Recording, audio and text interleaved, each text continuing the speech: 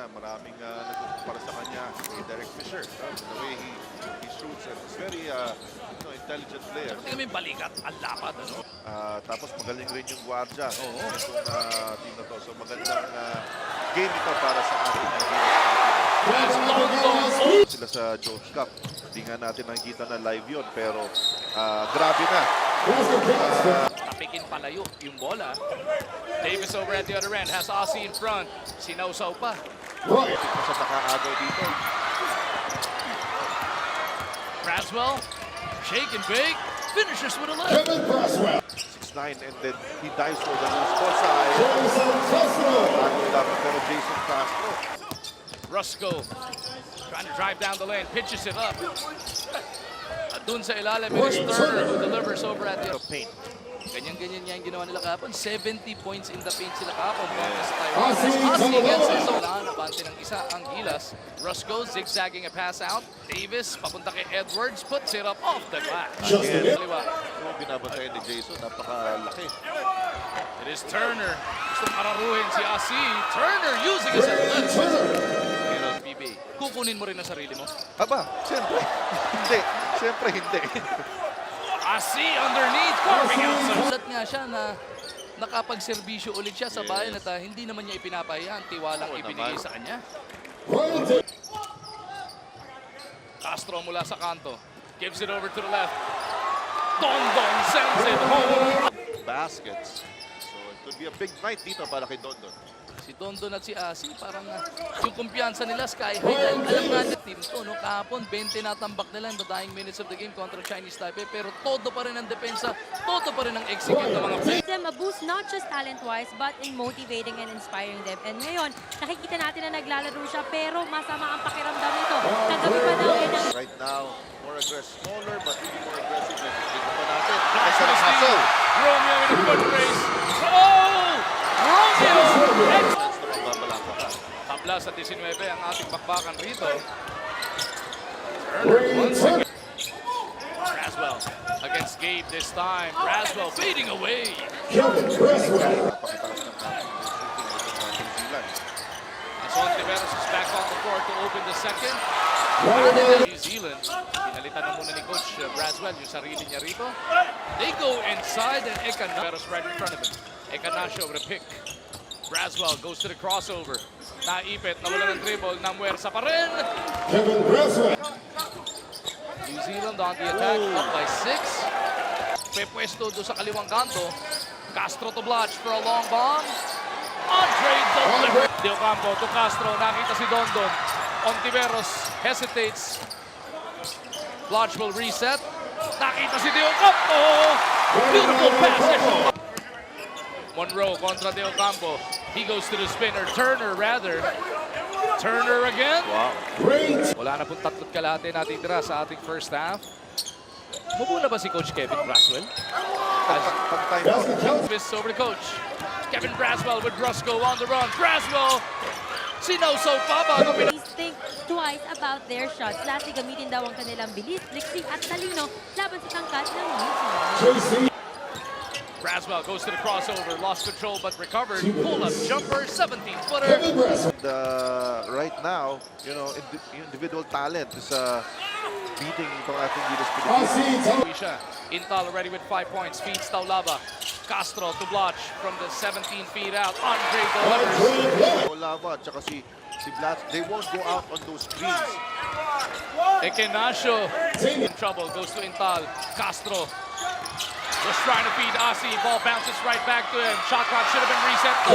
Para sa ating Gilas Pilipinas. Kasama nga nila, ito sina Blotch, Castro, at yun nga, si Norwood nabanggit ni Coach Richard. Blotch puts it on the floor, scoops out. Critical itong mga opening moments ng third quarter, no, Chart? Oh yes, ito na nga. Nakikita na natin, no? Guys staying low on defense. Castro over to Norwood.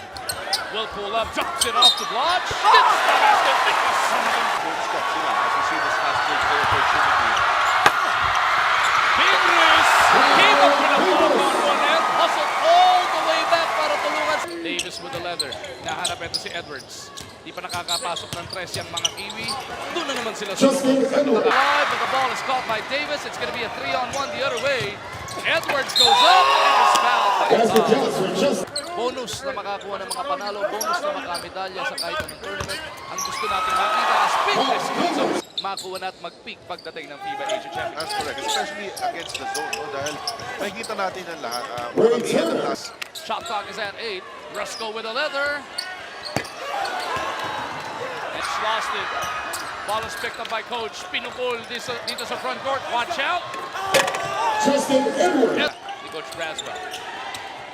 Uy, naupo na si Coach Braswell. Hindi pa rin. Siya pa rin yung tumira. Hindi ko lang natanaw. Tinalang safety si Blatchdon.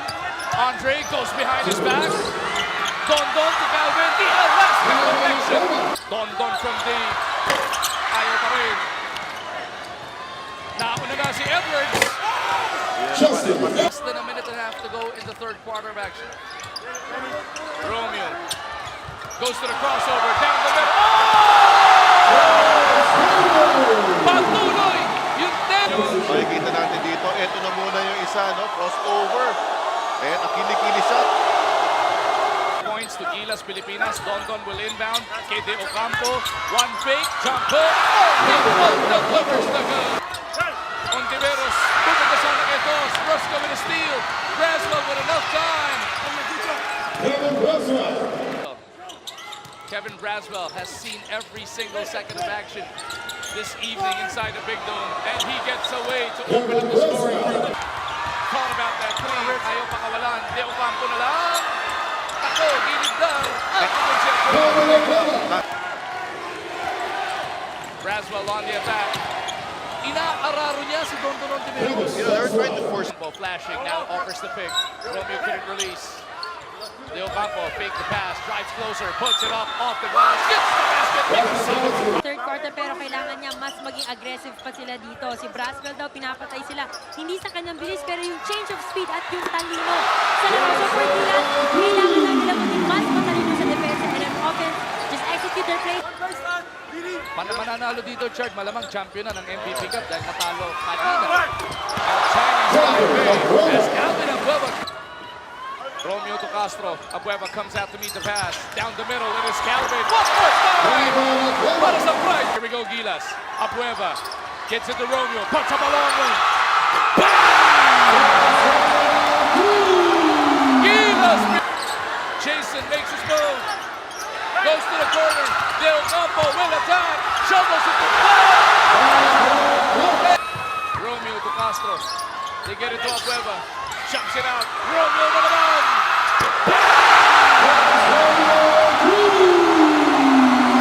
Happy pa rin sa atin ang PLD Gilas. Castro goes to the right. To Del Campo. One more time.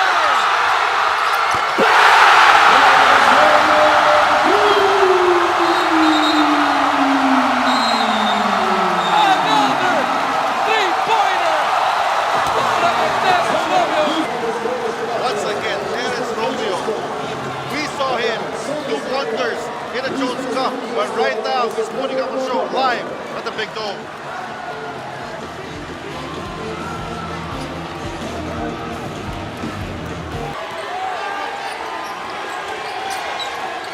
Turner to Edwards.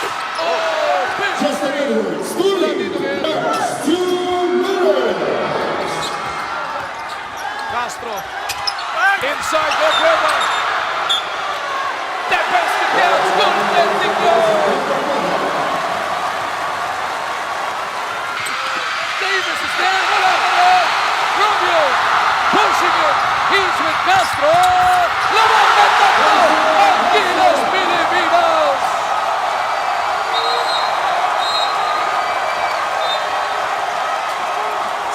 Terence Romeo, kung hindi siya titila, siya ang babasa. Fast break na to atin sa inyo ng Smart Flip more.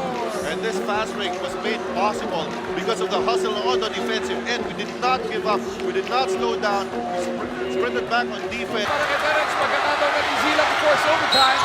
They are down by 3 and Castro gives up the foul.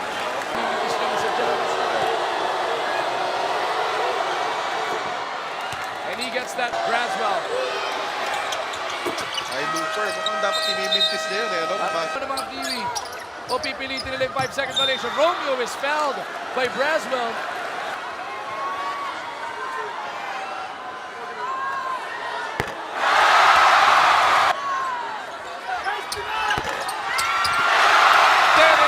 the bounds.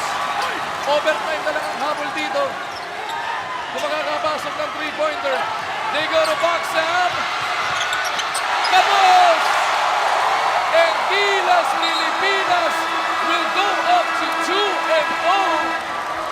They come back from 13 points down to pull off the 3-point victory. 84-81 ang ating finals. Binangungot sila uli yung nangyari dun sa Jones Cup. Eh, ito na naman, naranasan na naman nila dito sa MVP Cup.